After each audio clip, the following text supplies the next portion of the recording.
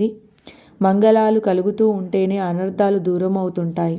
కనుక అనుక్షణం మంగళాలు పుడుతూనే ఉండాలంటే దత్తాత్రేయుని రక్షణ కోరడం తప్ప వేరే మార్గం లేదు. క్లేశాలంటే కష్టాలు. భగవంతుడు నిర్దేశించిన మార్గాలను తెలుసుకోకపోతే ధర్మాన్ని ఆచరించడం అసాధ్యం. ధర్మతత్వం ఎంతో సూక్ష్మమైనది. ఎన్నో జాగ్రత్తలతో ముందుకు సాగితేనే ఒక ధర్మాచరణ సాధ్యం.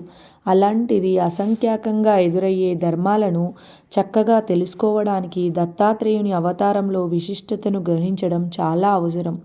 అందుకే దత్తాత్రేయ స్మరణ ద్వారా మనుష్యులను అనుక్షణం పాపాల బురదల్ని కడిగి వేసుకోవాలి.